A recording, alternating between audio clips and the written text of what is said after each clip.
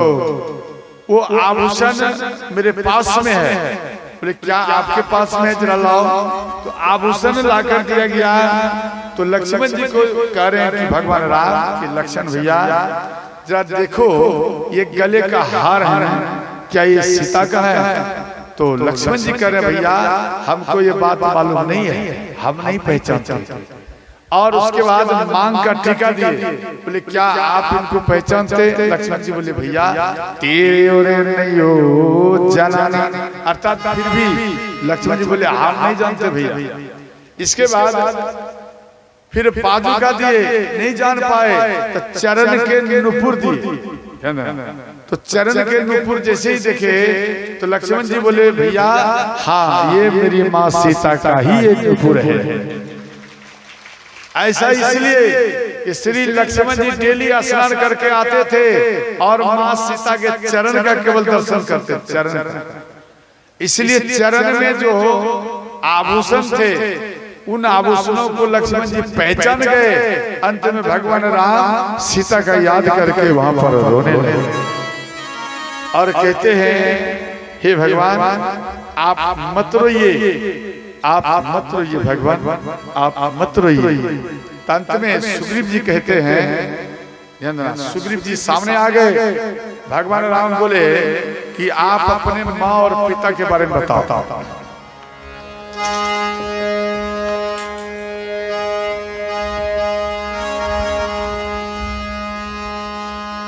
यहाँ कह रहे हैं कि आप अपने माता पिता का नाम बताइए।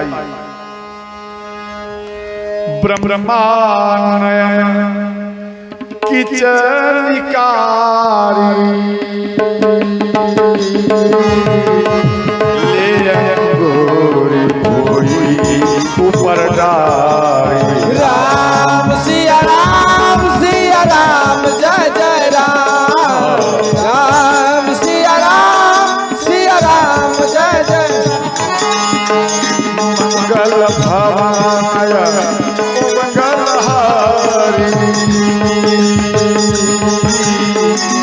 उमा सहित त्रिपुरारी। राम सिया राम जय जय राम। राम सिया राम जय जय। हर हर महादेव।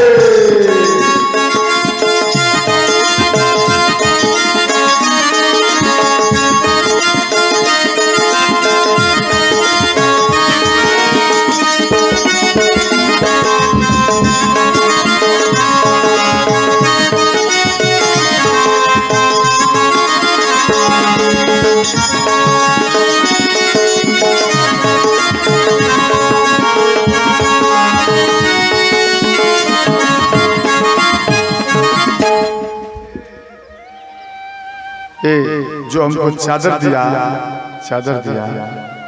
बाबा के घर में गए। घर तो ठीक है लेकिन इसमें मात्र एक बाबा है और कोई नहीं है। समझे कोई नहीं है। अरे बेटा सुना सर्विस में रहता है और बहुत बड़ा पदवी पर है और वो बेटा एक पिता को छोड़ दिया और इनकी पत्नी है या नहीं है। बाबा की पत्नी है ना, ध्यान देना इनकी पत्नी है। और जब इनका शरीर में बुखार, देखो अब मैं इसके अंदर की बात बोल रहा हूँ। देखो जब इनका शरीर कभी कभी बिगड़ जाता है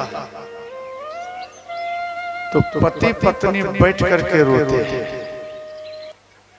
समझे इन्हें बाबा का मैं बात बोल रहा हूँ, किसी दूसरे का नहीं।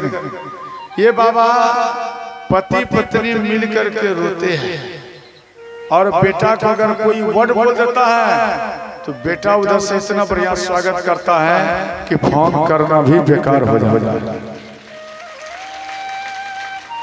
अरे बेटा अच्छा स्थान पर गया है, माँ और पिता को ज्यादा खुशी है, लेकिन उस पिता का भी एक कर्तव्य, बेटा का भी एक कर्तव्य होता है कि मेरे पिता का शरीर काम नहीं कर रहा है, मेरे पिता के पास में कोई भी व्यक्ति नहीं है, कम से कम पिता को ले आओ, या नहीं ला सकता तो कोई सेवक को दे दो।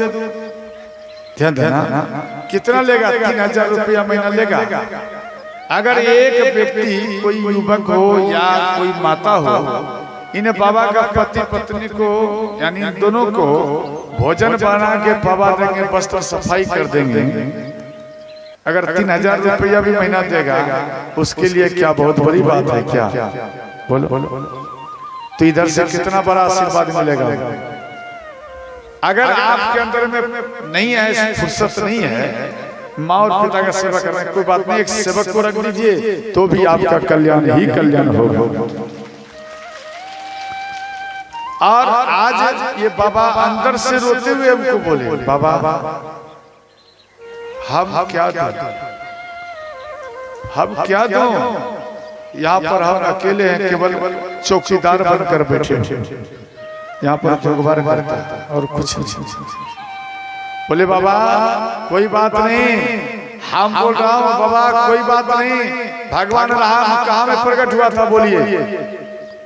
भगवान राम श्री कृष्ण कहाँ में जन्म लिया था? कारागार में लिया था, जेल में लिया था। ध्यान देना। और गोस्वामी तुलसीदास जी महाराज को भी जेल में दिया गया था, जेल में, कारागार में।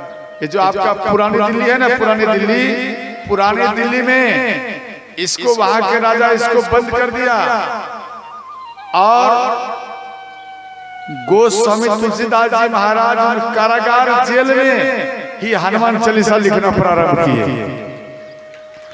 और जब हनुमान चालीसा शुरुआत किया और जैसे ही अंत हुआ, जब लिखना शुरू किया और अंत हुआ, ये गोस्वामी जी जो लिखे तो वहां पर करोड़ों हनुमान जी आ गए।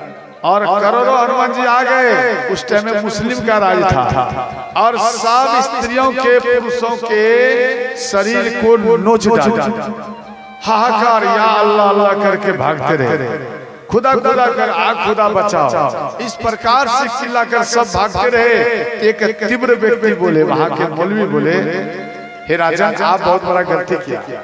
बोले मैंने क्या किया? बोले बहुत बड़ा गलती क्या है, एक तपस्वी, एक राम भक्त को आपने जेल में बंद कर लिया है, जल्द में उसको मुक्त करो वरना एक भी व्यक्ति जीवित नहीं रहोगे, वरना एक कपी सबको मार देंगे। तो वो तुरंत दौड़ते हुए गए और तुलसीदास जी महाराज के चरण में गिर गए और हाथ जोड़ लिए। बोले बाबा क्षमा करना, हम गलती किया। और जैसे ही ये बात बोले, ध्यान देना, तुलसीदास जी महाराज बोले कि आप एक काम करो, इस दिल्ली को छोड़कर चले जाओ, ये जगह अब हनुमान का होगा। क्यों? हनुमान यहाँ आ गया, ये हनुमान की नगरी होगी, इसलिए वो वहां के राजा निकल गया, मुस्लिम राजा थे वहां का निकल गया और दिल्ली एक नई दिल्ली बनाए, जो आप जानते हैं नई दिल्ली के नाम से जाने जाता है। नई दिल्ली फिर स्थापित हुआ और एक नई दिल्ली में पुरानी दिल्ली से वो भाग ध्यान देना। अब देखो भक्ति में कितना शक्ति है, तो ध्यान देना। इसलिए आप उसी स्थान में भगवान का जाप करिए, भगवान राम आपको एक न एक दिन उसी स्थान में दर्शन देंगे। बोलो सच्चे दरबार की जय हो। तो ध्यान देना, तो यहाँ कहते हैं सुग्रीव जी को भगवान राम बोले आप अपने माँ और पिता का नाम बताओ, कौन है?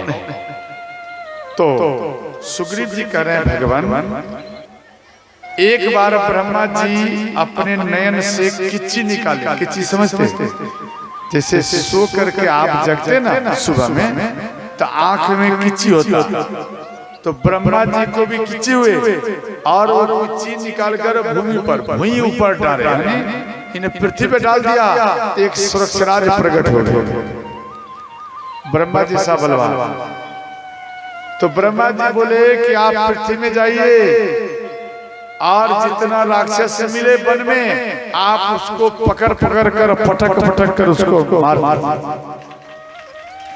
सुरक्षराज पृथ्वी में आए और जो राक्षस को देखे उसको पटक पटक कर मार दे, समझ गए, उसको मार दे। तो अंत में सुरक्षित ध्यान देना, इनको काफी वर्षों के बाद प्यास लगा, तो वो एक सरोवर में गया, समझ गए। अब सरोवर में जल है, जल में अपना प्रतिबिंब देखा, तो सुरक्षराज कहते हैं, ध्यान देना, कि इसके अंदर में सोचा कि कोई राक्षस है, अपना रूप नहीं देखा था वो कभी, वहां देखा कोई राक्षस है,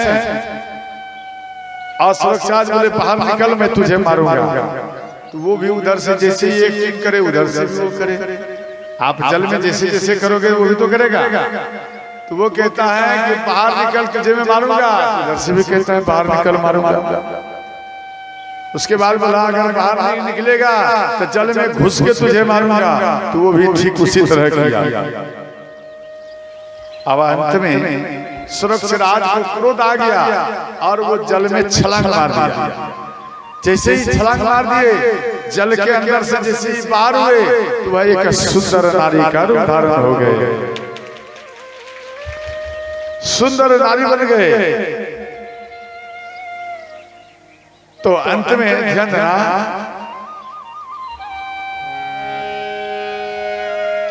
सोतन पलट भई सोई नारी,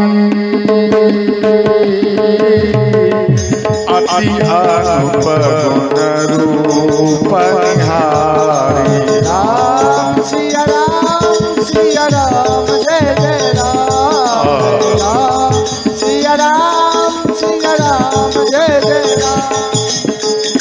मंगल भवाय ओ मंगल हरि, ओम सहित त्रिपुरारी। राम सिया राम जय जय राम, राम सिया राम जय जय राम। तो अंत में यहाँ पर बोले जब वो नारी बन गए तो इंद्र भगवान खुश हो गए, इंद्र भगवान के ऊपर मोहित हो गए, नारी के ऊपर मोहित हो गए। तो इंद्र भगवान का तेज बाल पर गिरे तो बाली प्रकट हुआ। और इसके बाद ध्यान देना, श्री सूर्य भगवान भी देख लिए, तो ग्रीव, ग्रीव मना गर्दन, समझ गए, ग्रीव, ग्रीव मना गर्दन को ग्रीव कहा जाता है।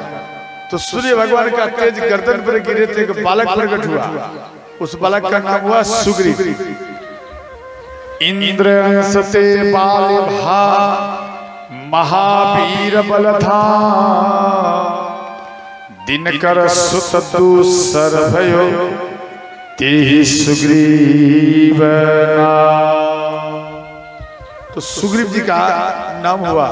अंत में उन दोनों बालकों को लेकर के जल में आए और उसको नहलाए, अपने आंचल को भार करके दोनों बालकों को वस्त्र पहनाए और अपने शरीर को, ध्यान देना, जैसे ही जल में सफाई के लिए प्रवेश किए तो ध्यान देना वो तुरंत नारी से पलट करके वो पीड़ा हो गए, वो सुरक्षराज बन गए। तो उन दोनों बालकों को लेकर के ब्रह्मा जी के पास में गए और ब्रह्मा जी को कहने लगे, हे परम पिता ब्रह्मा जी, इन दो बालकों को मैं क्या करूं?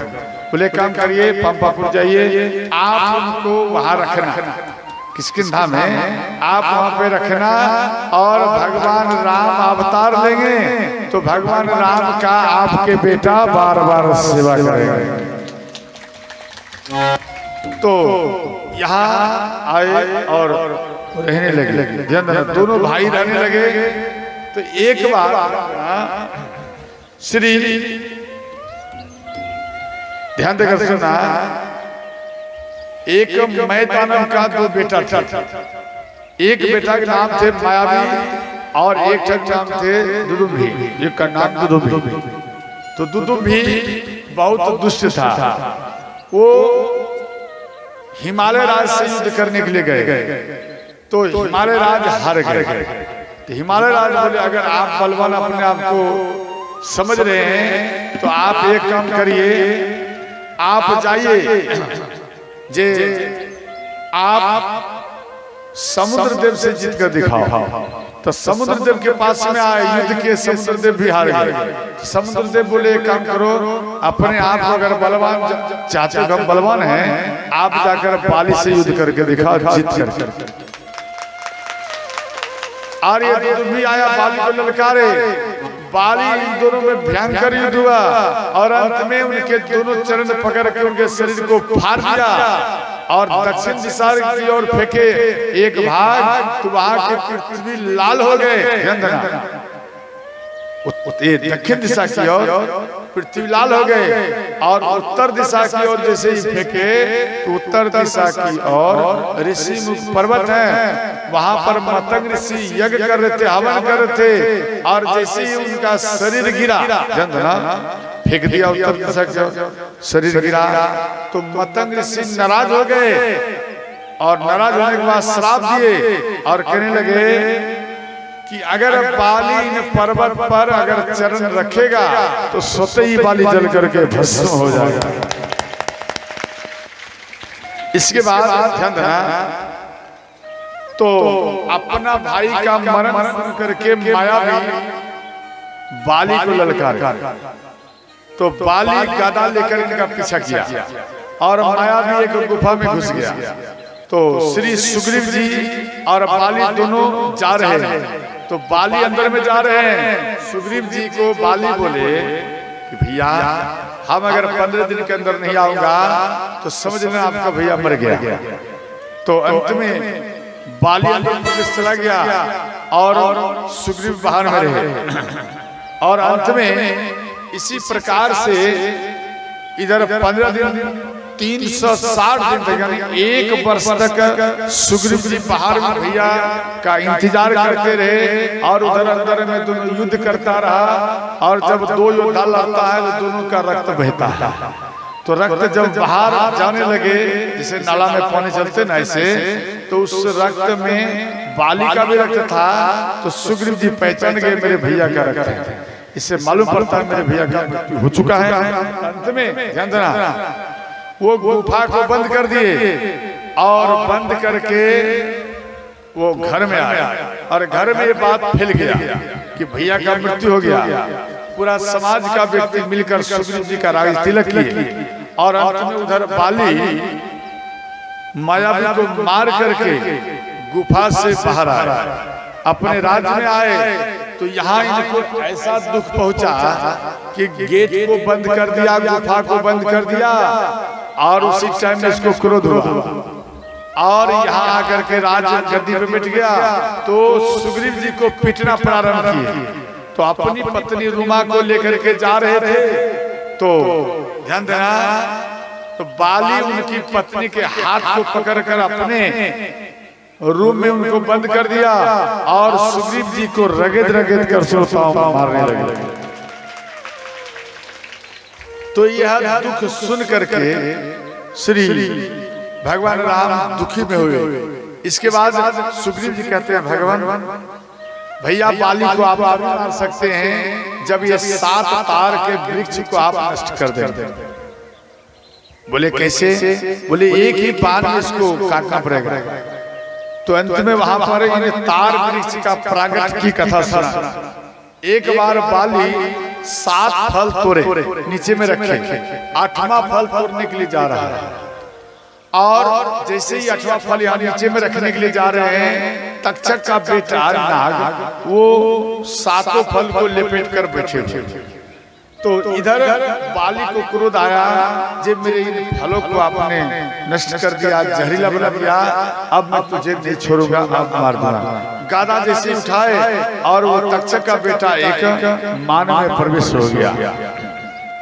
जैसे ही प्रवेश किया तो बाली को क्रोध आया और बाली बोले कि आप मेरे 7 फल को नष्ट किया, जाओ आपके पीठ पर 7 तार का वृक्ष प्रकट हो जाए, यही मेरा श्राप है। तो तक्षक नाग आए, ये बात उनको मालूम पड़े।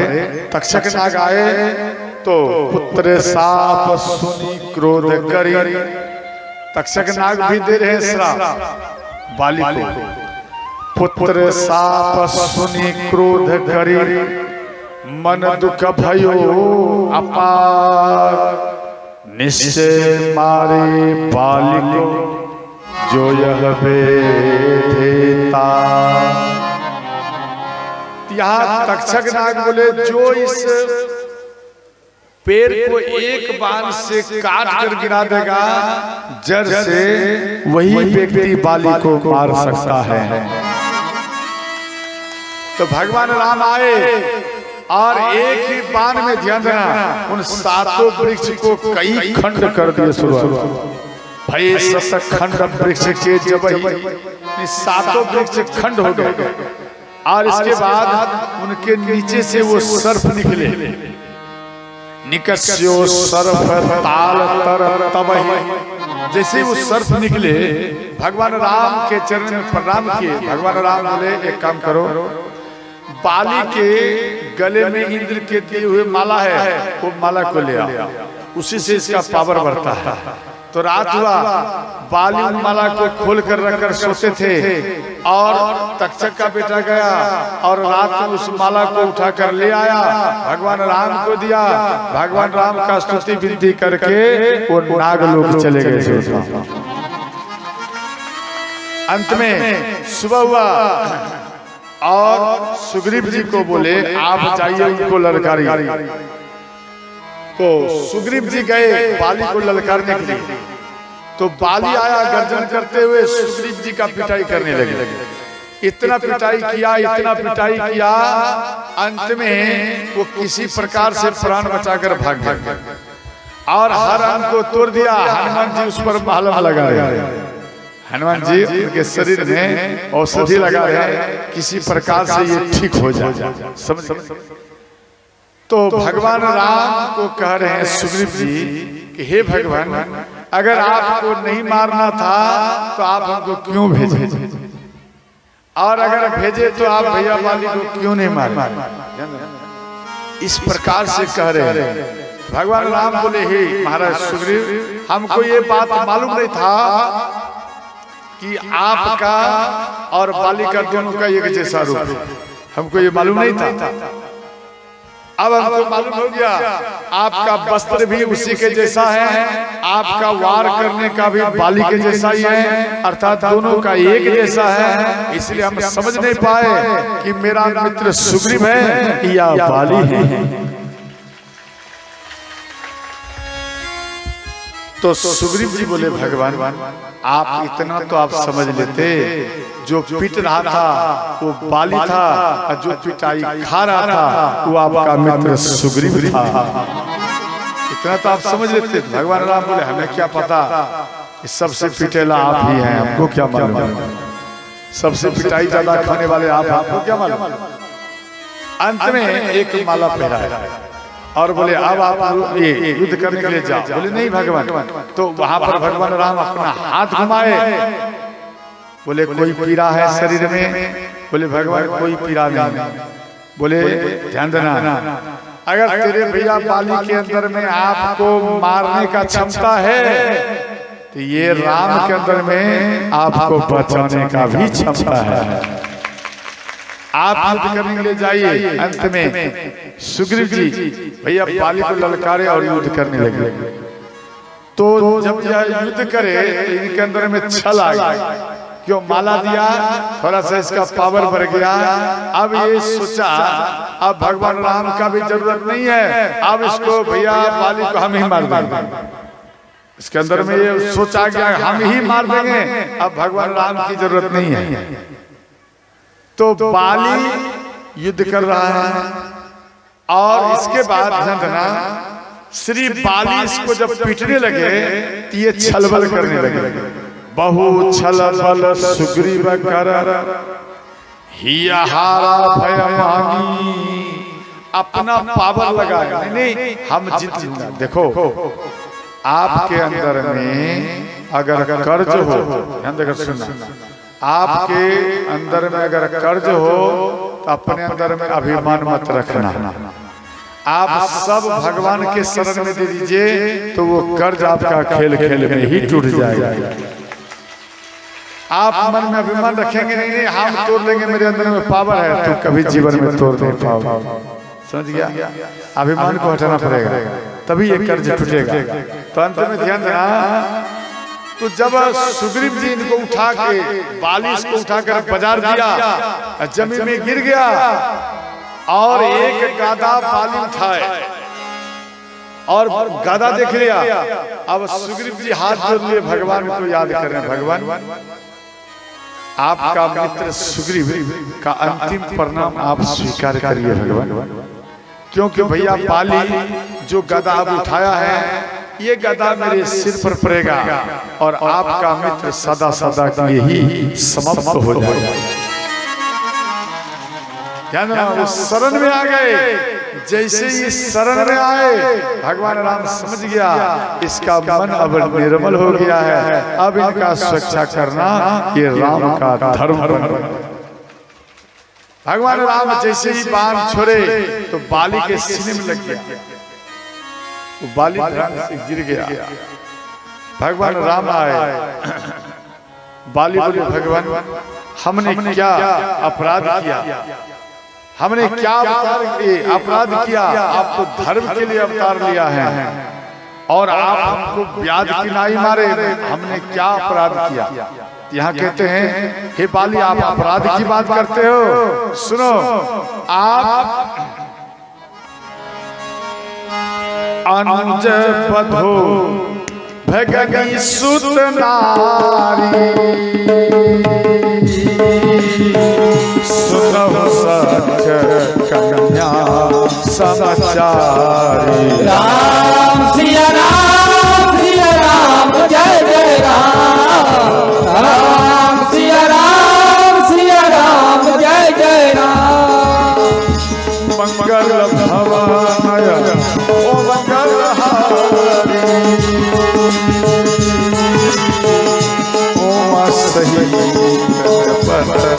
त्रिपुरारी।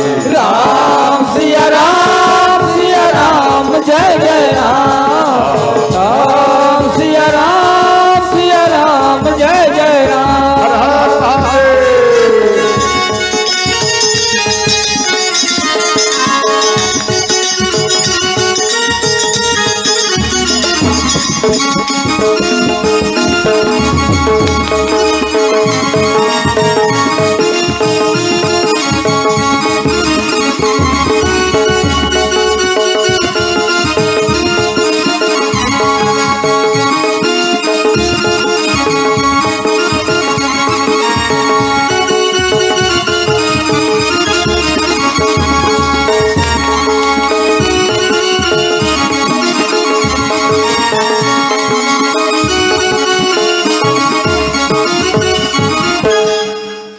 आपके गांव में भी बनरी सेना है, देखो कैसे बैठा हुआ है दीवार में, सब हनुमान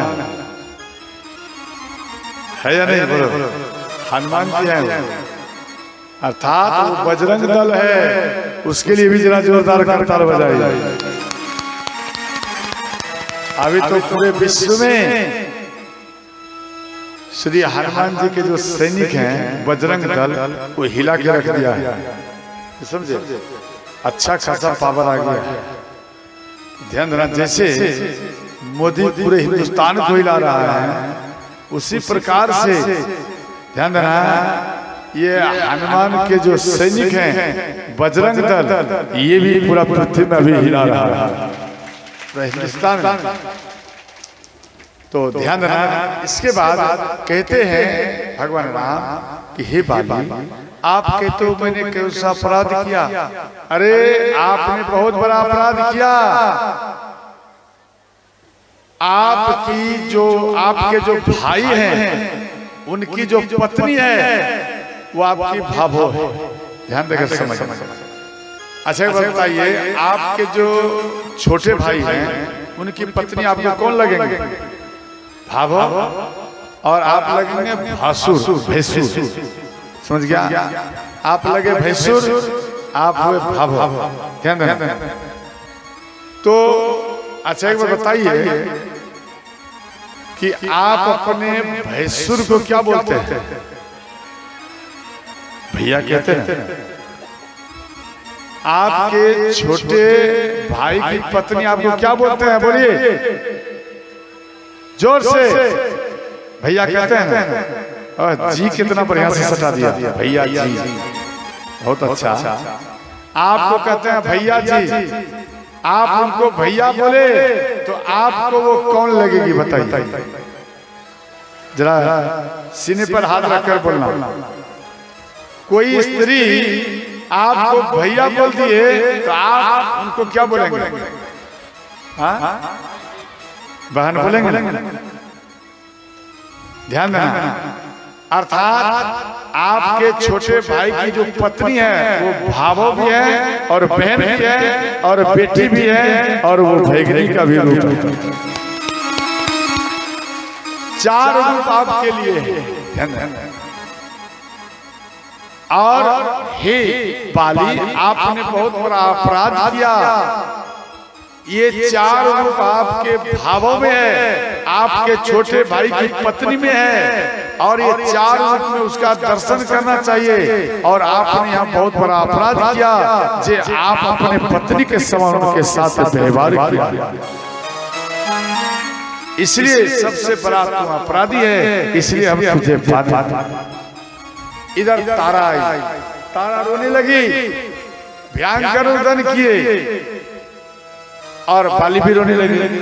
तो तारा के बात को सुनकर भगवान राम बोले कि हे बाली, अभी मैं तेरे शरीर को वज्र के जैसा कर देता हूं। भगवान राम बोले कि बाली रुक जा, मैं तेरे शरीर को अभी कवच बना देता हूं, सुरक्षित कर देता हूं, आपको कुछ नहीं होगा, आप खड़े हो जाएंगे। तो बाली कहते हैं भगवान,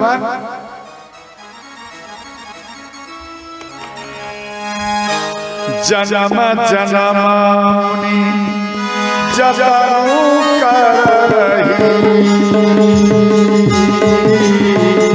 अंतरा कहीं आवत नाही। राम सिया राम जय जय राम, राम सिया राम जय जय राम।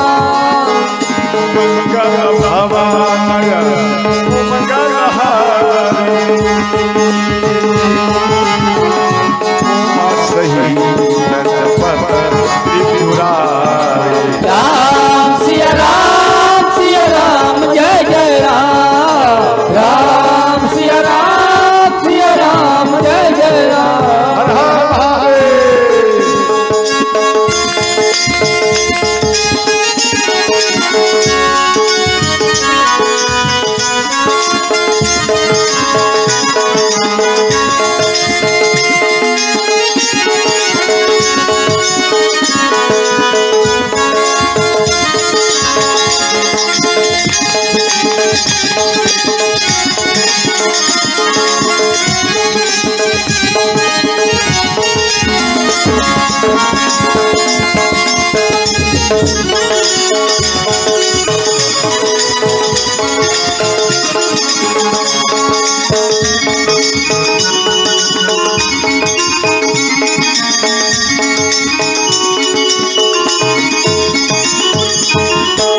यहाँ कह रहे हैं कि हे भगवान, साधु संत करोड़ों जन्म बीत जाता है लेकिन आपका दर्शन नहीं कर पाता, और आज मैं बहुत भाग्यवान हूँ जो मरते समय में आज हमको आपका दर्शन हो रहा है, इसलिए ये अवसर हम नहीं छोड़ सकते। भगवान आप नहीं छोड़ सकते।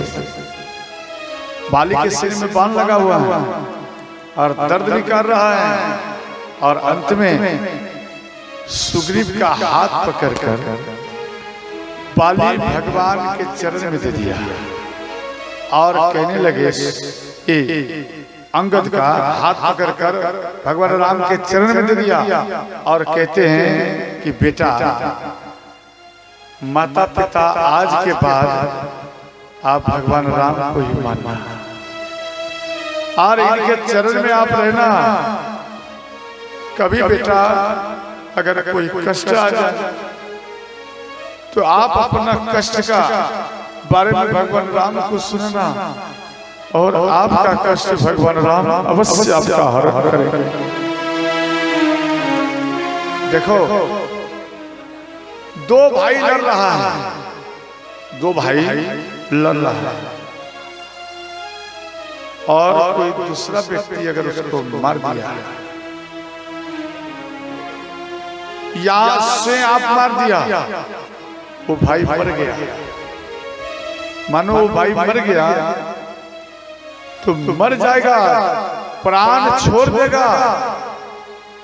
जब भाई के लिए परिवार रोने लगेगा, तब जो भाई मार रहा था वो भाई को बचपन का उसको याद आने लगता है। यही वो मेरे बड़े भाई हैं जिन्होंने हमको लालन पालन कर इतना बड़ा किया। एक भाई था, ध्यान देना, छोटा भाई, उसको पाल करके बड़ा किया, और कुछ हिस्सा बंटवारा में गड़बड़ हो गया तो छोटा भाई, ध्यान देना, बड़ा भाई विशेष कुछ नहीं बोलता था, बड़े सीधे साधे थे, और छोटा भाई दारू पी लिया, और वो जो कुट्टी काटता है, क्या बोलता है उसको, मशीन, कुट्टी ऐसे घुमा काटने वाला, उसमें जो वो रहता है गरसा या फरसा, जो समझो, वो निकाल करके और बड़े भाई के शरीर में चला गया,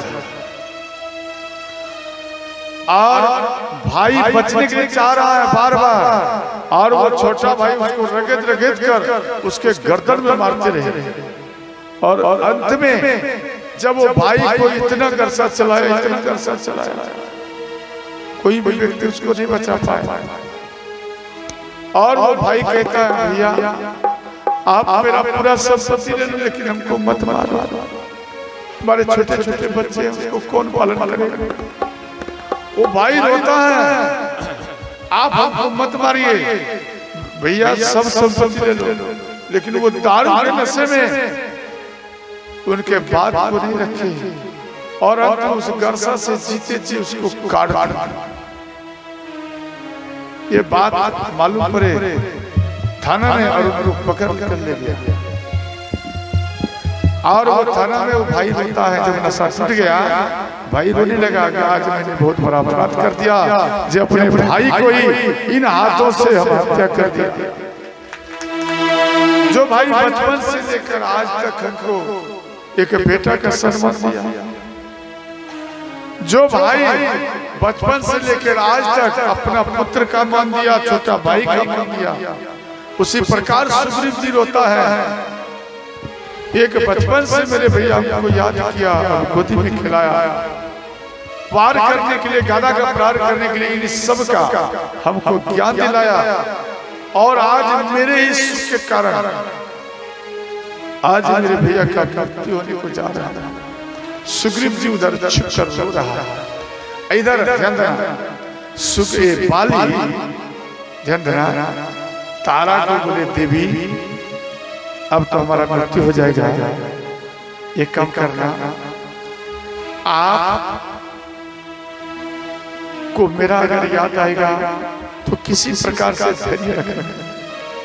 और सुग्रीव को बुलाए, भैया सुग्रीव मेरे पास आ जाओ, भैया सुग्रीव मेरे पास आइए। तो सुग्रीव जी भैया भैया करते हुए आए और बाली के चरणों में गिर गए। सुग्रीव जी रोने लगा और बोले, भैया मैं अपराधी हूँ, आप हमको दंड दीजिए। तो बाली बोले, भैया अरे आप अपराधी नहीं हो, अरे तू भाग्यवान है, जे तू भगवान राम के चरण में चला गया तो भाग्यवान है मेरे भैया, और तेरे कारण आज मेरा भाग्य खुल गया, जे तू भगवान राम को मेरे पास में लाकर खड़ा कर दिया। सच्ची में मेरे भैया तू भाग्यवान है, मेरे पास आ मेरे भैया, मेरे मरने से पहले इस माला को आप धारण कर लो, आपका बल बढ़ जाएगा। अगर भैया आप मर गया तो ये माला किसी काम का नहीं आएगा, इसलिए आओ भैया आपको माला पहना देते। सुग्रीव जी रोने लगे, बोले भैया हमको माला नहीं चाहिए, बोले नहीं आपको दूंगा और इधर आ मैं तुझे राज तिलक कर दूं। बाली रोते हुए अपने भैया को कह रहे हैं भैया आओ मैं तुझे राज तिलक कर दूं। क्यों कि तुझे मैं राज तिलक में देखना चाहता हूँ। मेरे भैया तुझे मैंने बचपन से पाला है, बचपन से तुझे मैंने आज तक पाला हो और ये भैया का कर्तव्य है तुझे राज सिंहासन पर बिठाना और राज सिंहासन पर मैं तुझे देखना चाहता हूँ। मेरे पास आओ मेरे भैया। ये बाली फूट कर रोने लगे और सुग्रीव जी नहीं आ रहे थे तो बाली किसी प्रकार संभल कर उठे और सुग्रीव को अपने सीने से लगाया और करे भैया क्यों आप हमसे दूर हो रहा, मेरे भैया आपसे दूर क्यों हो रहा। तो अंत में माला पहरा दिया और वो माला पहनने के बाद उसके अंदर में पावर आ गया और जो बाण सीने में लगा था जो रक्त बह रहा था और वो रक्त अंगूठा में लेकर सुग्रीव जी का राज तिलक किया और कहने लगे महाराज सुग्रीव की जय हो, महाराज सुग्रीव की जय हो। ये इस बाली इस प्रकार से अपने भाई का राज तिलक करके और मुस्कुराते हुए आंखों का बिंदु है रो रहा और बाली बोले भैया ये जो देवी तारा है इन देवी तारा के ऊपर आप कृपा रखना और कभी भी कोई आंखों में आंसू मत आने। ये बहुत सीधी सादी है, ये बहुत सीधी सादी है और इनकी आंखों में भैया आप कभी असर बिंदु मत आने देना। ये बहुत भोली है और अपना बेटा के समान अपना अंगद को अपना बेटा के समान रखना। और अंगद को बोले बेटा आज से तेरा यही पिता है, आप आज से इसको आप पिता समझना और आज के बाद बेटा मेरा दर्शन तुझे नहीं होगा, मेरा दर्शन नहीं होगा। जब पिता प्राण छोड़ने लगता है समाज का किसी भी एक व्यक्ति को पकड़ लेता है और कहता है बेटा आज के बाद तेरा यही पिता होगा, यही माँ होगा। इस प्रकार से पिता और बड़े भाई संबोधन करते हैं और अंत में सामने में भगवान राम को देखे और राम राम कहते हुए श्री बाली प्राण को ही श्रोताओं त्याग दिया। मां तारा व्याकुल होकर के रोने लगी और अंत में भगवान राम को ज्ञान की बात बताए और इसके बाद देवी तारा के अंदर में ज्ञान प्रकट हुआ और अंत में अग्नि संस्कार किया गया और इसके बाद श्री सुग्रीव जी को राजगद्दी पर बिठाया गया और फिर सुग्रीव जी को बुलाया गया। ध्यान सुग्रीव जी आए और ध्यान देना भगवान राम के काज हेतु आए तो हनुमान जी को बोले हनुमान जी जहाँ जहाँ में कपि है सबको आप निमंत्रण दीजिए जो भगवान राम के काज हेतु सबको इन पर्वत पर आकर हमसे मिले। हनुमान जी तुरंत कम टाइम में ही हनुमान जी हर जगह घूम गए और सबको निमंत्रण दिए, सब कोई आए। ध्यान देना सब कोई आए और सबके भगवान श्री राम ये समाचार पूछे। ऐसा एक भी नहीं थे जिसको ना पूछे भगवान राम, ऐसा नहीं सबको पूछे और अंत में ध्यान देना अस कपि एक सेना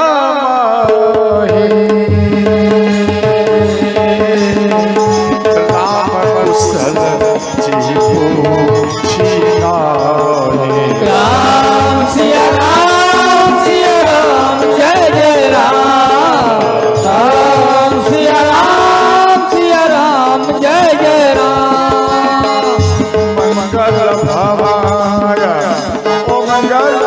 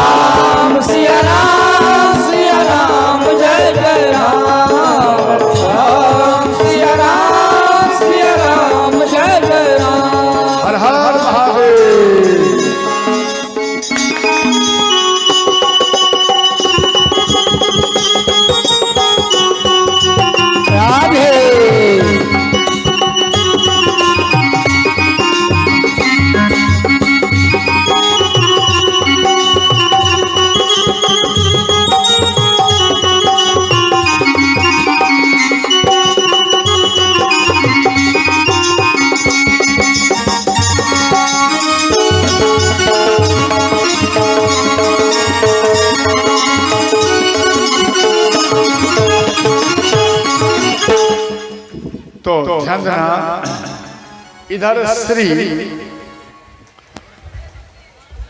भगवान राम सबको सुग्रीव जी कह रहे हैं कि सब माँ सीता का पता लगाने के लिए जाइए।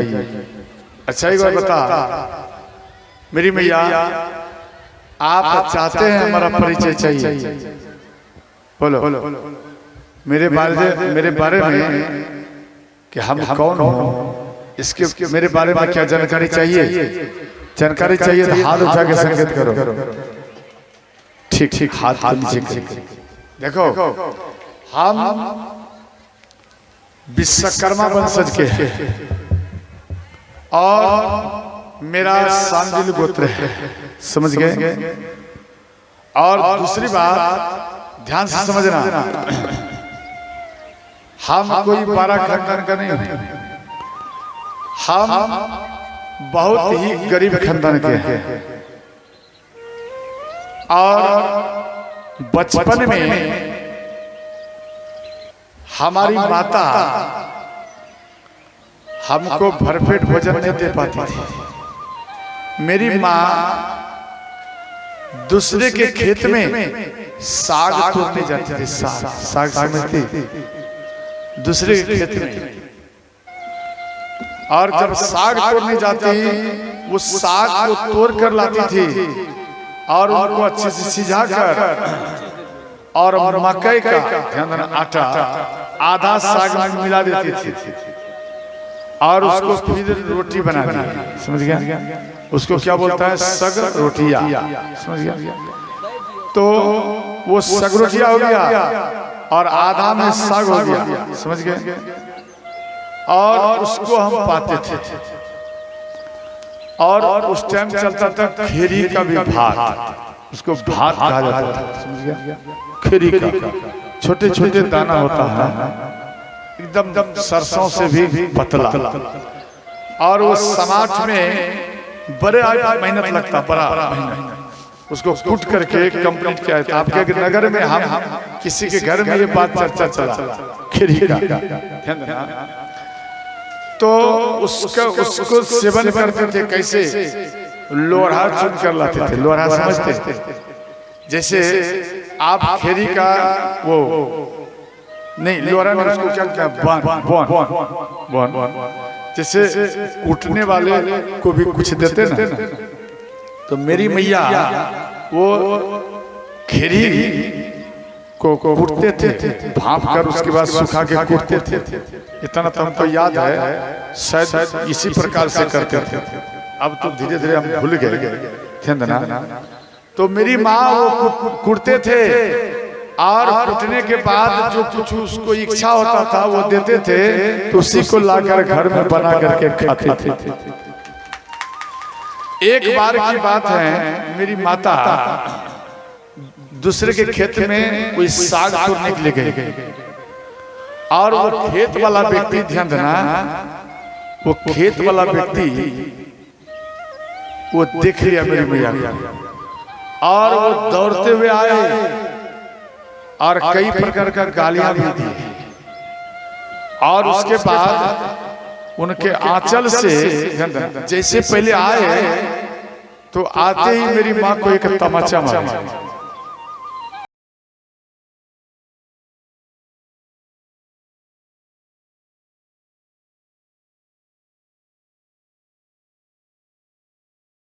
अब क्यों मार रहे हो?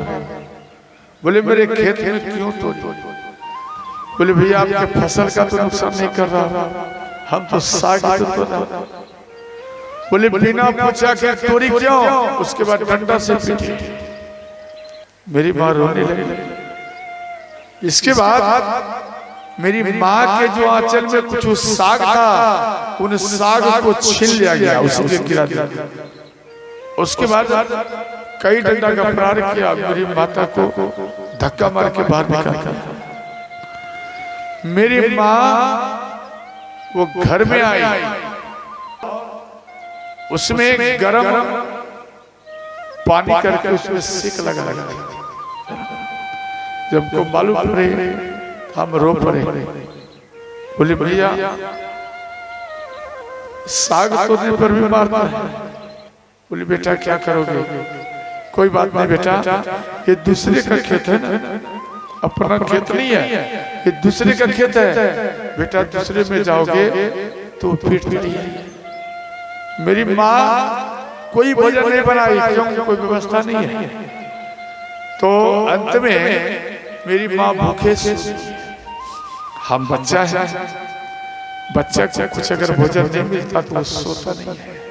हमको नींद नहीं आ रहा था, ठंड का समय था, और मेरी माँ सो गई। सोएगी क्या? वो रो रही। सोएगी क्या? जिसका बेटा भूखा हो, बच्चे भूखा हो, माँ कभी जीवन में सो नहीं सकती है।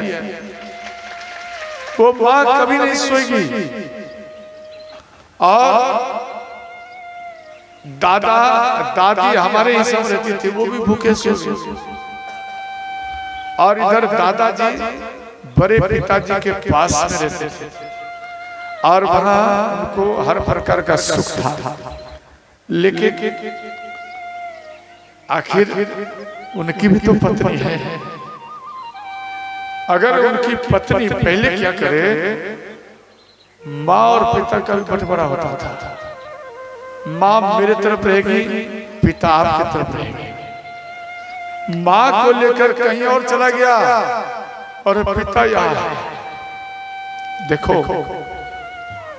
इन संसार में अगर आपको विशेष भक्ति चाहिए तो माँ और पिता को जीवन में कभी अलग मत करना,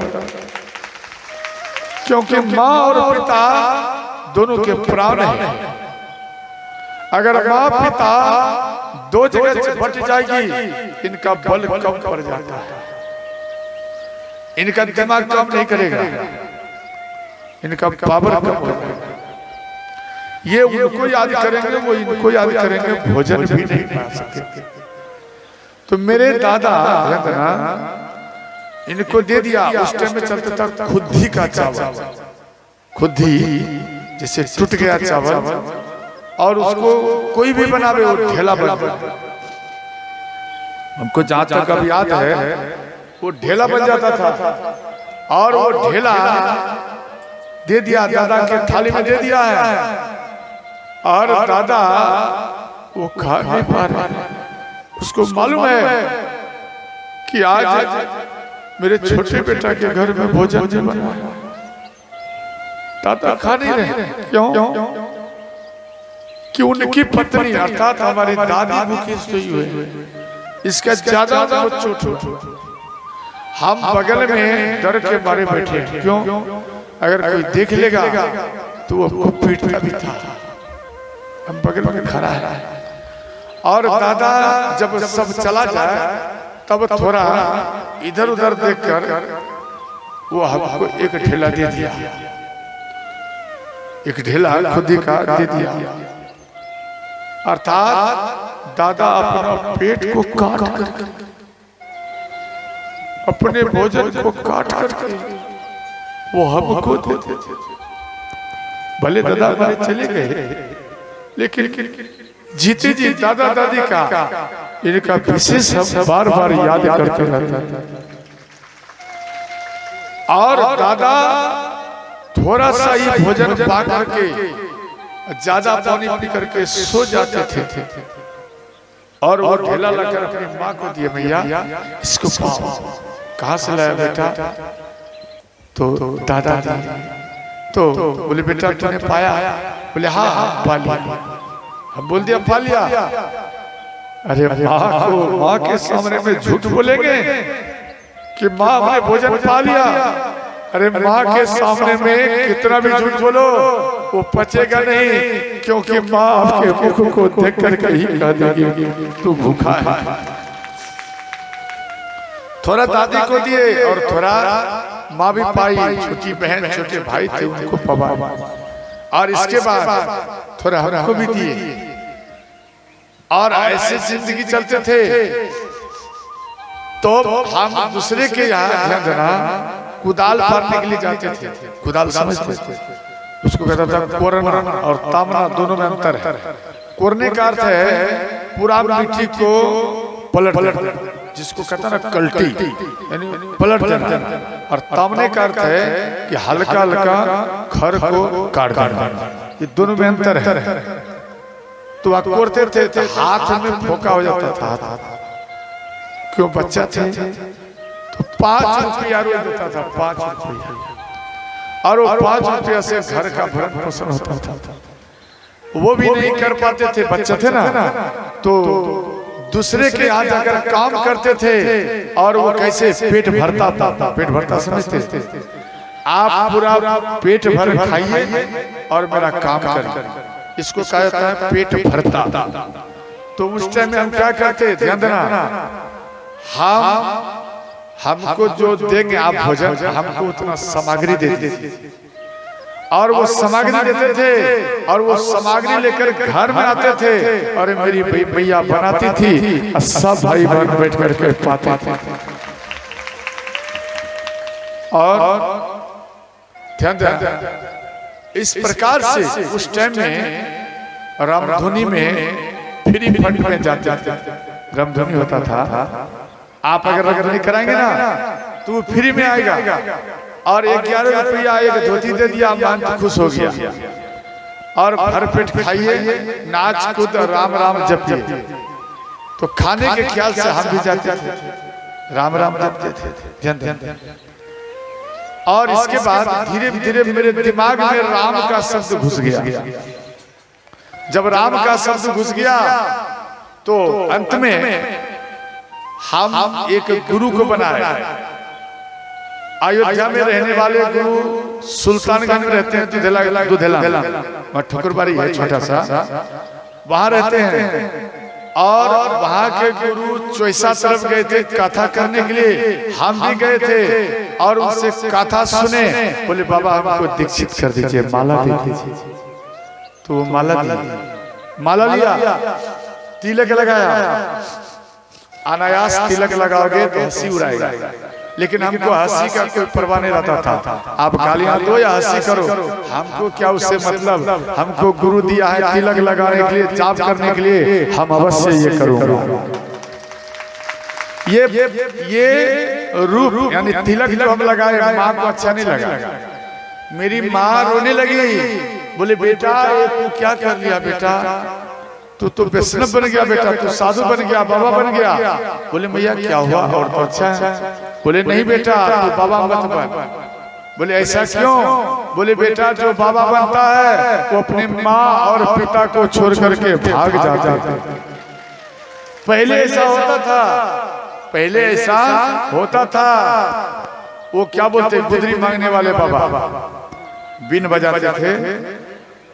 बीन बोलते क्या बोलते, गोपी चंद, गोपी बाबा। वो गुदरी मांगते थे, और उस टाइम ज्यादा वो मिलते, जब तो दिखाई नहीं पड़ता। तो वो गुदरी मांगते थे, और वो अपने पत्नियों से भिक्षा लेकर भाग जाते थे, माँ से भिक्षा लेकर के भाग जाते थे, बहन से भिक्षा लेकर भाग जाते थे। वो नहीं रहते थे। उस टाइम ये ज्यादा चला था, इसलिए मेरी माँ को डर हो गया कि मेरा ये 12 बेटा, हम बहन भाई में 12, समझ गया, ये हमारा 12 बेटा भाग जाएगा तो फिर हम किसके सहारे जीवेंगे। मेरी माँ इस कारण से रोती थी। अंत में बोले माँ आप ऐसा बात क्यों सोच रही है, हम आपको वचन दिया जी घर में ही रहूंगा, घर में ही रहूंगा, और गृहस्थ धर्म का पालन करूंगा, और आपके चरण में ही रहूंगा, कर्म करता रहूंगा, परंतु इसी में राम का भजूंगा, और हम घर को छोड़कर अदर जगह नहीं जाऊंगा। ध्यान देना, माँ के चरण में रह, माँ का सेवा किया, माँ का स्वागत किया। छोटे छोटे भाई हैं उनका भी स्वागत किया।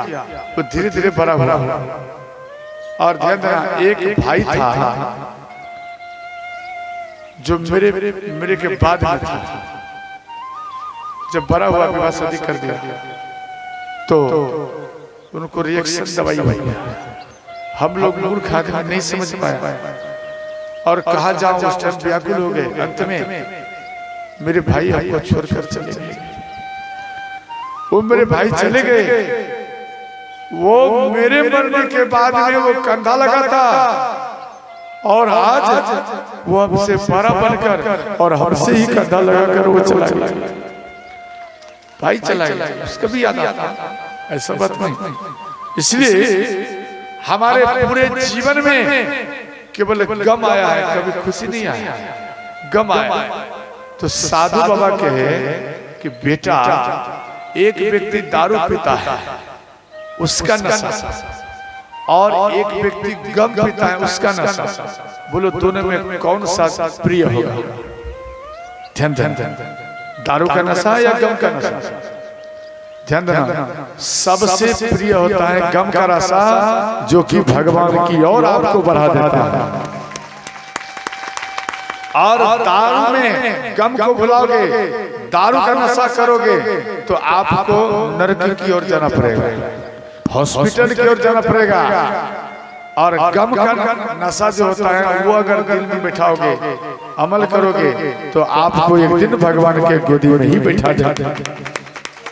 और गुरुजी और मेरी मैया, इनके ऊपर, इनका हमारे ऊपर विशेष कृपा, और जो कृपा है, जो कुछ मैं बोल रहा हूँ, ध्यान देना, हम ज्यादा पढ़ नहीं पाया, थोड़ा मोड़ा पढ़े, बोलने में भी शर्म लगता है, बस इतना जानो, हम ज्यादा नहीं पढ़े, परंतु गढ़ा हुआ ज्यादा, जिसको कहते हैं ना गढ़ना और पढ़ना, गढ़ना ज्यादा हुआ। इसलिए ध्यान देना, जो कुछ दो चार वर्ड आप सबके बीच में बोल पाता। और इस मार्ग में जब चला, ये शास्त्री है रंजित बाबा, ये प्रथम बार को मिला, प्रथम बार में।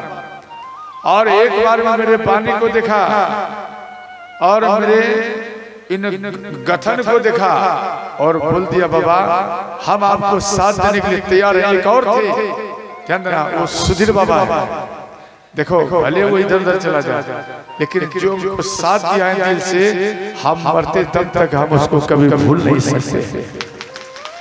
एक विकास पंडित जो पहले प्रचार में आया था, ये भी हमारा बहुत साथ दिया है। तो लल्ला बच्चा है, लेकिन इसके अंदर में बहुत हिम्मत है, बहुत हिम्मत दिया हमको। बोले बाबा, ये तीनों हमारे सब जो गुरु है, ये हमारे गुरु हैं और हम इनका शिष्य, और इनके लिए जरा करताल बजा। और कभी भी गड्ढा में गिरता, ये तीनों हमको उठा लेता है। बाबा आपको गिरने नहीं दूंगा, तुरंत उठा लेते।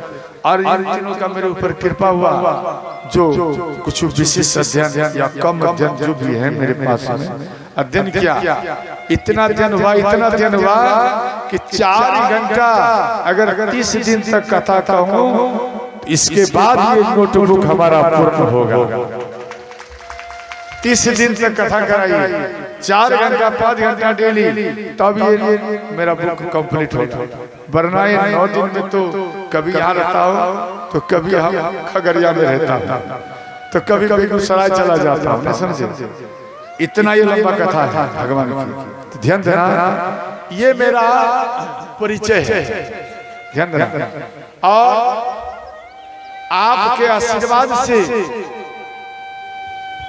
एक गरीब की कुटिया ठीक ठाक से बन चुका है, समझ गया? और उसी में कोई संत आया तो रहेंगे, भोजन पाएंगे।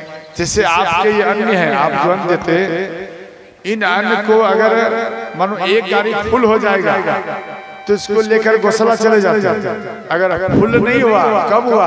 भरा लगाने से क्या ये लाभ? इनको बेच करके इन रुपया को गौशाला में देना पड़ता, गुरुजी को देना पड़ता, माँ और पिता को देना पड़ता। अंत में ध्यान देना, अंत में कई मंदिरों में भी श्रोताओं इनको दान करना पड़ता है, कई मंदिरों में देना पड़ता।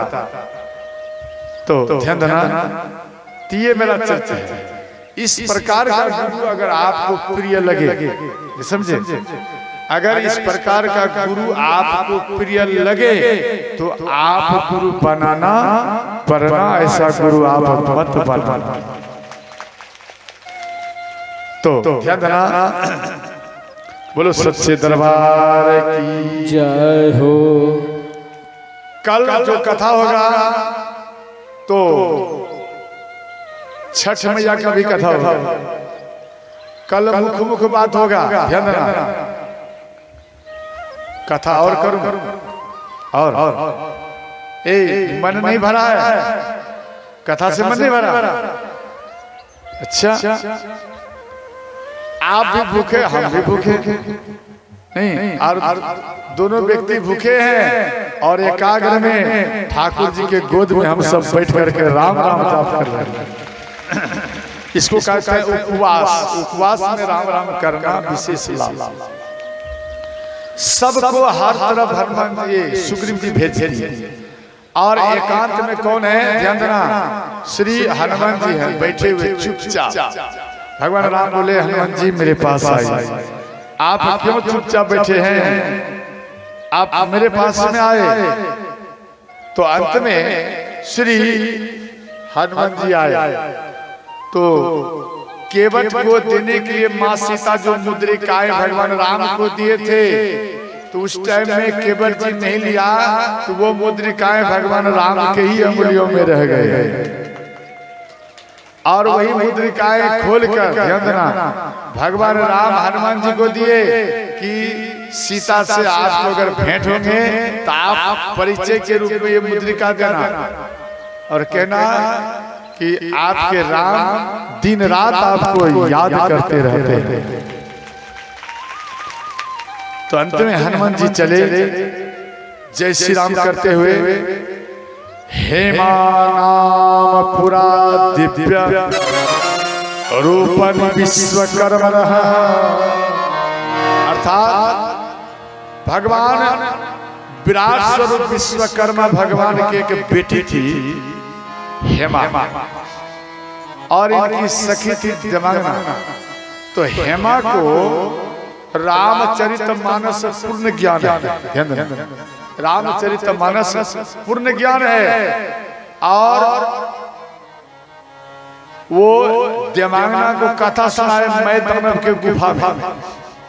तो जब कथा पूर्ण हुआ तो हेमा बोली अब चलो अपने लोग, बोले नहीं हम यहाँ रहेंगे, क्योंकि आप कथा में बोले हैं हनुमान जी इन मैदान के गुफा में एक बार अवश्य आएंगे अपना सैनिक के साथ, हम दर्शन करूंगी, और दर्शन करके भगवान राम का दर्शन करूंगी, उसके बाद हम अपने लोक में आऊंगे। तो देवांगना यहाँ रही, हेमा चली गई विश्वकर्मा लोक, ध्यान देना। इसके बाद हनुमान जी इनके पास में आए, ध्यान देना ये अध्यात्म रामायण में बात दिया गया था, आप इनको देख सकते हैं। और इधर हनुमान जी जल प्यास लगा इनको, तो सब जल ढूंढते हुए मैदान के गुफा में घुस गए, और वो हेमा देखी, बोले कौन है, तो हनुमान जी बोले हे माता हम भगवान श्री राम के दूत हनुमान हो। ये बात सुनते ही देवांगना खुश हो गई। और ध्यान देना दो कल्प का नाम है, एक कल्प का नाम है स्वयं प्रभा, और एक कल्प का नाम है देवांगना, समझ गए। और अंत में ध्यान देना देवांगना इस बात को जान गए कि हनुमान जी आ गया है, हनुमान जी का दर्शन किए, और बोले जाइए स्नान करिए, जल पीजिए, कंदमूल फल पाइए। इसके बाद हनुमान जी बाहर जब होने लगे, ऐसा गुफा था किसी भी गुफा में प्रवेश करे बाहर नहीं आवे, फिर घूमकर अंदर में ही आ जाए, बाहर नहीं निकल पाए। तो हनुमान जी बोले हे माता हम बाहर नहीं हो पाता हूँ, क्या करूँ। तो अंत में बोले देवांगना एक काम करो, नैन को बंद करो, हम आपको तपस्या के बल से आपको समुद्र के किनारे में छोड़ देता हूँ। और माँ सीता को लंकापति रावण ले गया है, और वो लंका में रखा है, आप इस समुद्र को पार करेंगे, उसके बाद ही माँ सीता से आपको भेंट हो जाएगा। अपने तपस्या के बल से समुद्र के किनारे में दिए, और नैन को खोले, समुद्र के किनारे में पाए। इसके बाद देवांगना भगवान राम का स्तुति करके चली गई। अब इधर सब कोई सोच रहे हैं, सब कोई सोच रहे हैं कि पार कैसे हो। तो वहां पर ध्यान देना, वहां पर ये सनपाती थे, सनपाती ये सब जीवों को देखकर मन में विचार किया अब तो भोजन पाऊंगा, अब तो भोजन पाऊंगा, एक ही बार दिया है, और कहता है संपाति, अरे क्या देख रहे हो, एक काम करो, आप सब मर जाइए, इसी जगह रहो, मर जाओ, और हम आपके शरीर को नोच नोच कर मांस को खा जाऊंगा। बहुत दिनों से भूखा हो। और अंगद जी नाराज हो गए, मन में सोचे भाई यहाँ तो माँ सीता का पता नहीं लगा है, समुद्र पार कैसे होगा, और यहाँ पर इधर आफत आ गया, ये भी हमको खा जाएगा, तो मर जाऊंगा। तो अंत में ध्यान देना, यहाँ कहने लगे इससे तो अच्छा था गिरिराज जटायु कम से कम मरते मरते भगवान राम के काज में अपने प्राण को ही निछावर कर। यहाँ कहते हैं, ध्यान देना, ये बात जैसे सुने, क्या मेरे भैया का मृत्यु हो गया? बोले हाँ। तो तिलांजलि दिए। उसके बाद संपाति बोले, अंगद जी माँ सीता लंका में बैठी है, अशोक वाटिका में वो रो रही है। देखो गिद्ध को देखने का क्षमता 400 योजन तक दूर देखने की पावर है उसके नयन। हम लोग 1 किलोमीटर तक नहीं देख सकते हैं। सोचो 1 किलोमीटर देख सकते हैं। और गिरिधराज जटायु यानी गिद्ध, इनको देखने की क्षमता है, गरुड़ जिसको कहते हैं। अंत में इधर ये बात को सुने, और माँ सीता का जैसे संपाति देखे, इनका पंख जल गया था सूर्य भगवान के ताप से। इसलिए माँ सीता देखते ही एक नया पंख आ गया, जैसे ही आया राम राम करते हुए उड़ गए। और इधर ध्यान देना, नल बोले कि हम 60 योजन तक जा सकता हूं एक छलांग। इसके बाद नील बोले हम 50 योजन तक जा सकता हूं। इसके बाद द्विविद, ध्यान देना, द्विविद कपि बोले हम 40 योजन जा सकता हूं। और मयंक बोले देखो हम 80 योजन तक जा सकता हूं। जामवंत जी बोले देखो हम 90 योजन तक जा सकता हूं। अब ध्यान देना, 90 योजन तक हम जाऊंगा तो जल में गिर जाऊंगा, और जल में गिरूंगा तो डूब जाऊंगा। तो अंत में बोले अंगद जी बोले, अंगद कहो संकोप तब अभी जाए पार, मोही सुरत मुनि साप की संशय फिर दीवार। क्या कहते हैं, हम तो जा सकते हैं परंतु आने में हमको संकोच है। क्यों? गुरु का श्राप हमको लगा है। ध्यान देना, चंद्रमा नाम का मुनि था, और उसके यहाँ अंगद जी पढ़ते थे, और रावण का बेटा अक्षय कुमार भी पढ़ते थे। अंगद जी उसको बार बार मारते थे। अंगद जी अक्षय कुमार को बार बार मारते थे। तो चंद्रमा ऋषि अंगद जी को श्राप दिए, आज के बाद अगर मारोगे तो तू जल करके ही भस्म हो जाओगे।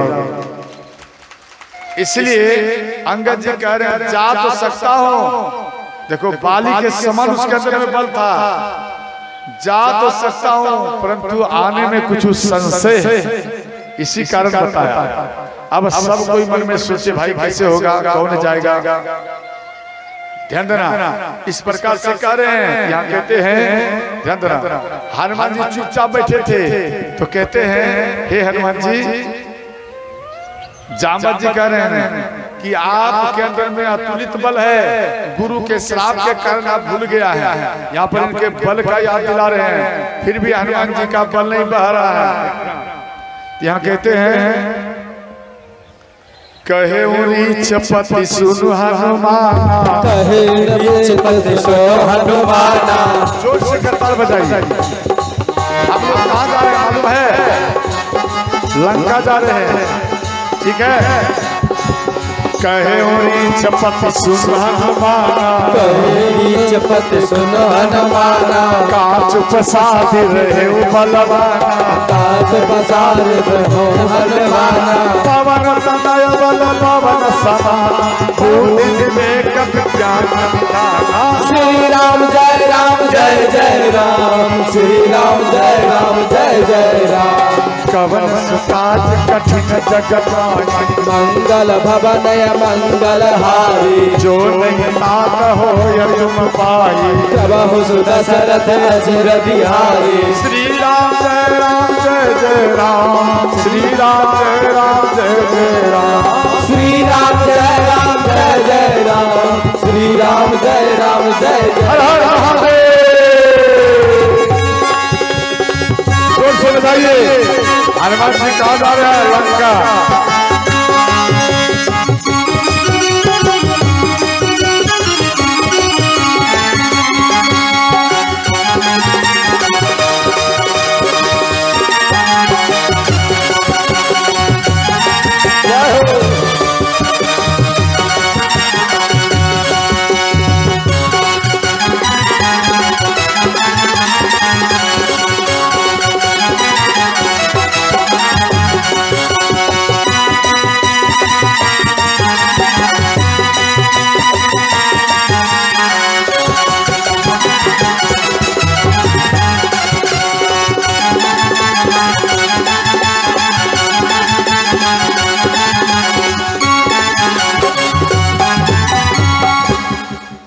देखो इतना बात बोल दिया हनुमान जी को कोई फर्क नहीं हुआ इतना बात बोल दिया हनुमान जी को कोई फर्क नहीं पड़ा अंत में ध्यान देना एक वर्ड और बोल दिया हनुमान जी को विशेष फर्क पड़ गया वो क्या यहाँ कहते हैं राम काज लगी तब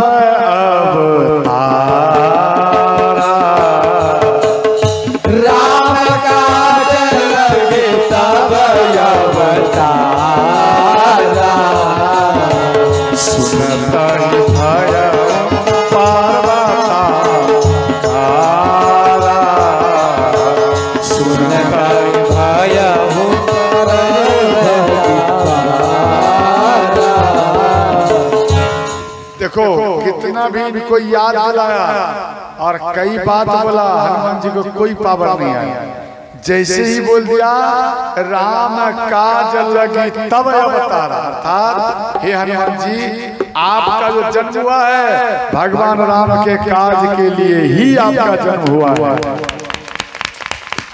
ये जैसे ही कान में सुने हनुमान जी पर्वताकार खड़े हो गए अब सोचो इतना बड़ा हो गया कि हनुमान जी को जो ये तल्लू है तल्लू समझे चरण का इसका लंबाई में जामवंत जी का ऊंचाई हो गया सोचो चरण का जो तलवा है उनका मोटाई और जामवंत जी का खड़ा सोचो कितना लंबा हो गया आपा और इसके बाद कहते हैं हे जामवंत जी हम क्या करूं लंका को उठाकर समुद्र में डुबो दूं या लंका में जितना राक्षस है रावण है सबको मार दूं और सीता को ले आओ आप हमको आदेश करिए बोले नहीं नहीं ऐसा मत करो आप एक काम करिए आप सीधा लंका जाइए और मां सीता का सुधी लेकर आप आई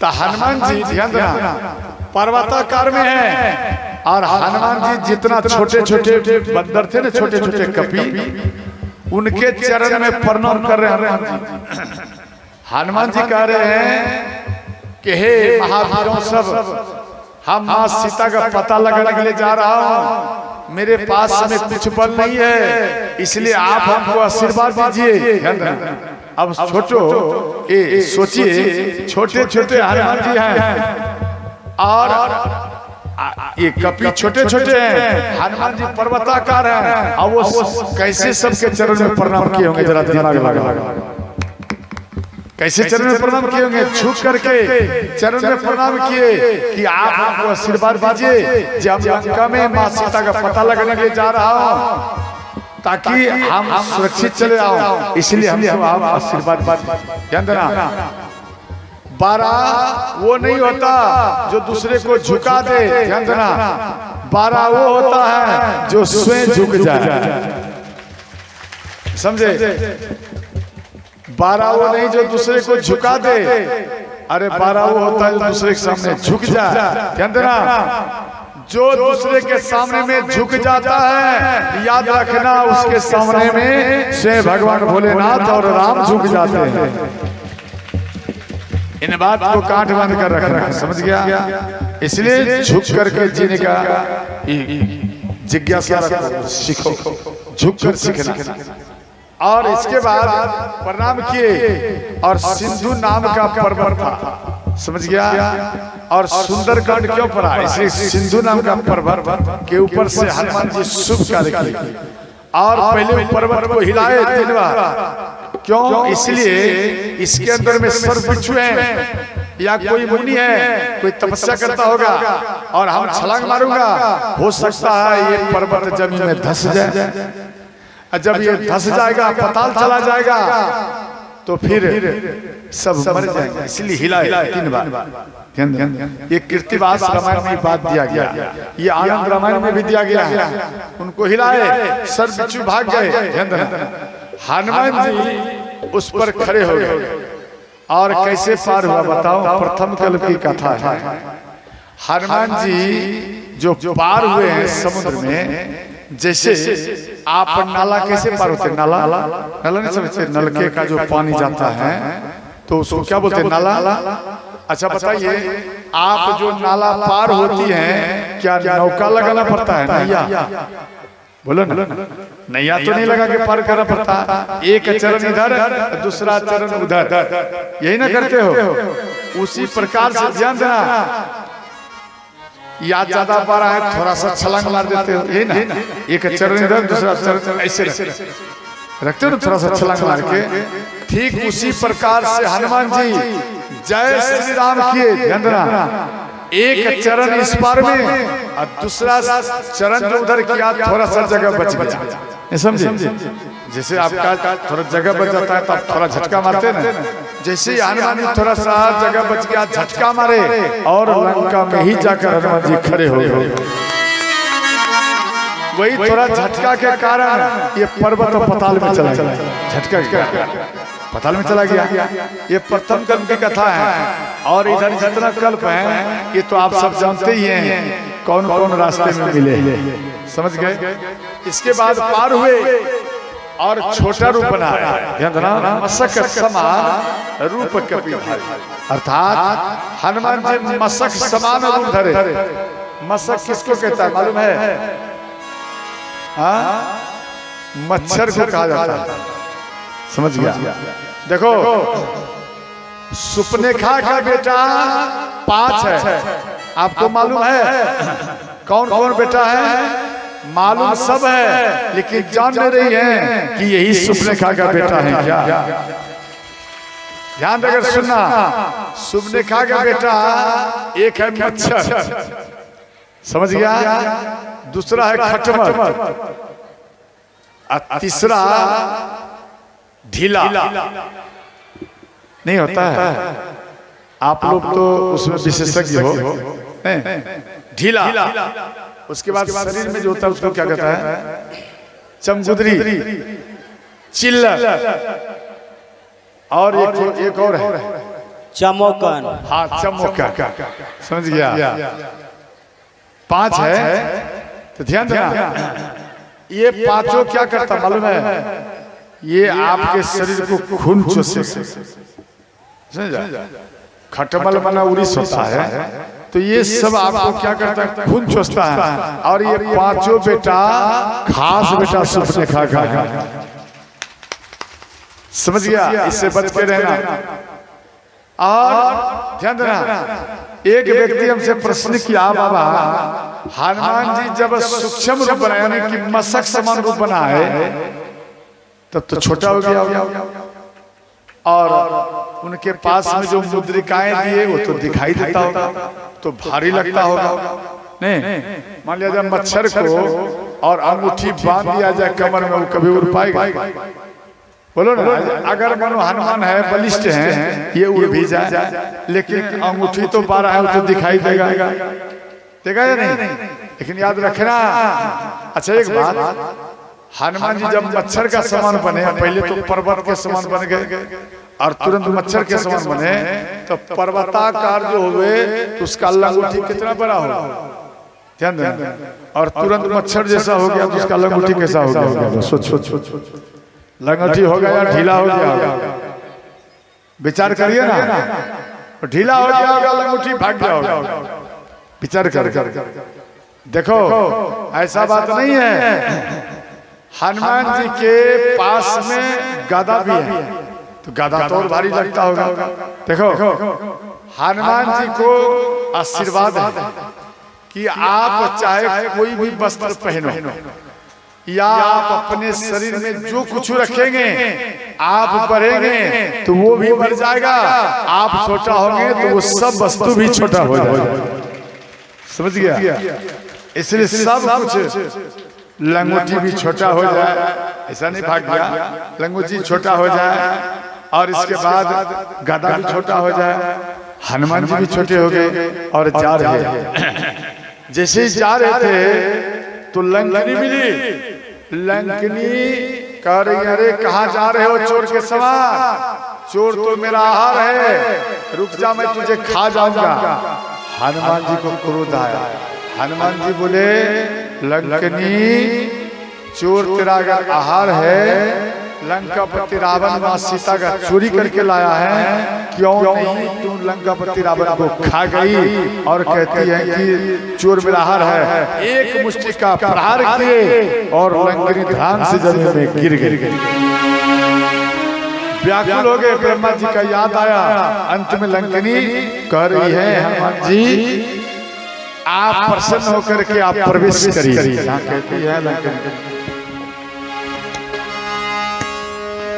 प्रवेशी नगर, याद सुनना, आप अगर घर बनाती है या आप घर बनाते हैं तो घरवास करते हैं ना, आप घरवास में मानो रुपया आपको करने के लिए नहीं है ज्यादा रुपया, तो आप एक रामायण ले लेना, एक गौ माता को ले आना और एक कलश विधि बता रख देना, ध्यान देना, रख देना और 100 परिवार मिलकर आप राम राम करते हुए भगवान राम को हृदय में बैठाकर राम राम करते हुए महल में प्रवेश कर देना। उत्तम कोटि किसी को गिरिवास कहा जाता है। यहाँ चौपाई, ये चौपाई को पाठ करके प्रवेश करना, ऐसा नहीं दौड़ जाना। समझ गए? यहाँ लिखा है गोस्वामी जी, आप रामायण में भी देख सकते हैं। प्रवेशी नगर कीजे सब